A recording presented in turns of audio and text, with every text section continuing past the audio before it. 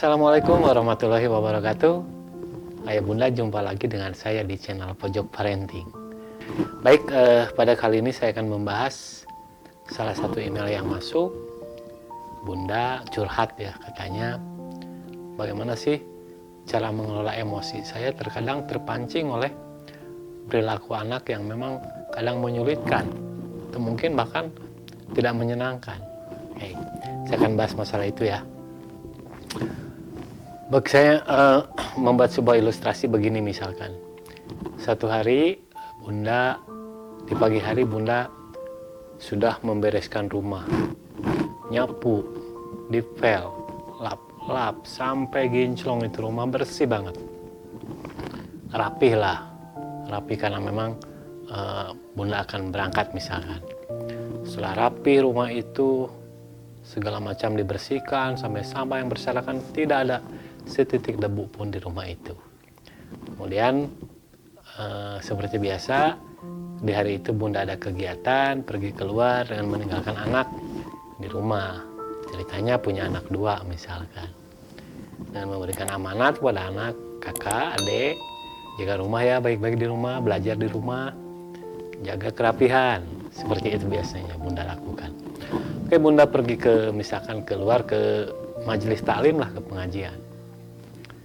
Tidak lama selesai majelis taklim, kemudian Bunda pulang dengan penuh bahagia karena mendapatkan ilmu dari pengajian itu. Di samping mendapatkan ilmu, dalam perjalanan pulang mungkin Bunda membayangkan anak sedang belajar di rumah dengan penuh semangat, adiknya misalkan dibimbing oleh kakaknya, dan membayangkan rumah yang memang tetap nyaman dan bersih. Itu yang Bunda bayangkan, sehingga Bunda tersenyum-senyum di jalan. Namun apa yang terjadi ketika Bunda masuk rumah, buka pintu, wow, ternyata kondisi rumah kayak kapal pecah, berantakan semua, berserakan lagi, mainan anak-anak di mana-mana, bahkan sampai piring, gelas dan sebagainya, berantakan sekali. Ya ibarat kapal pecah lah.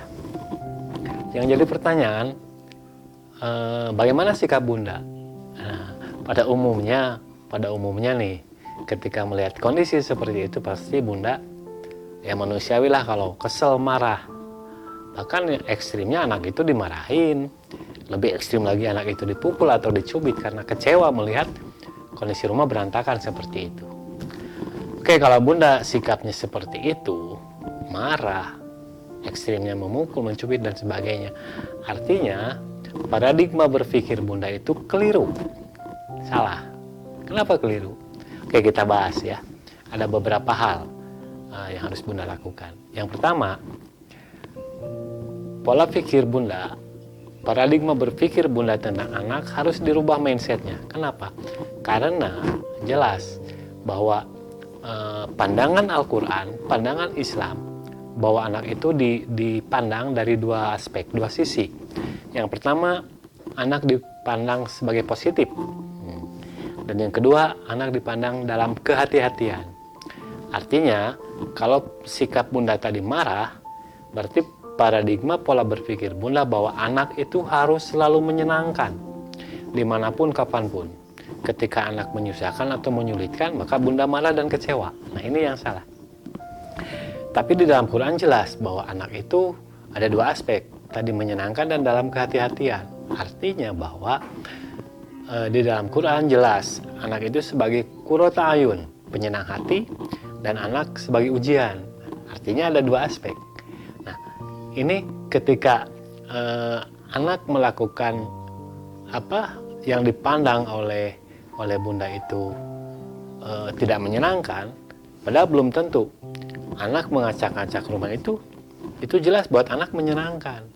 Harusnya harusnya Bunda berpikir bahwa anak itu sedang mengekspresikan potensinya. Harusnya Bunda tanya, atau Bunda tidak tahu ketika anak mengacak-acak kondisi rumah, apa sih yang sedang diperankan oleh anak?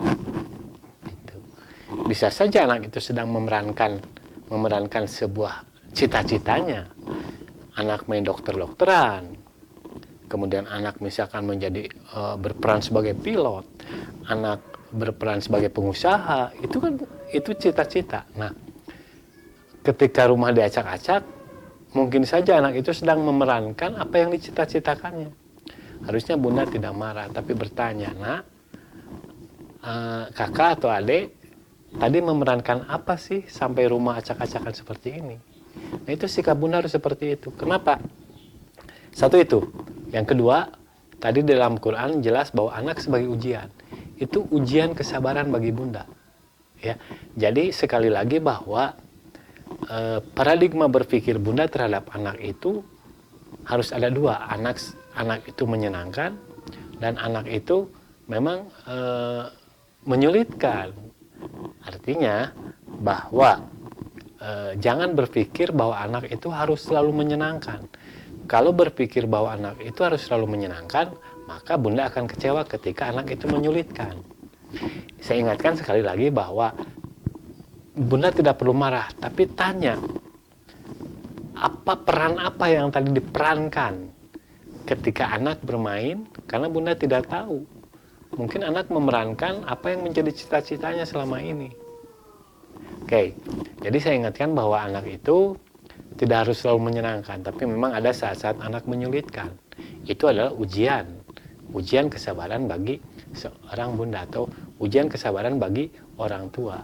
Karena sekali lagi jelas bahwa anak itu sebagai qurrata ayun dan anak itu sebagai ujian.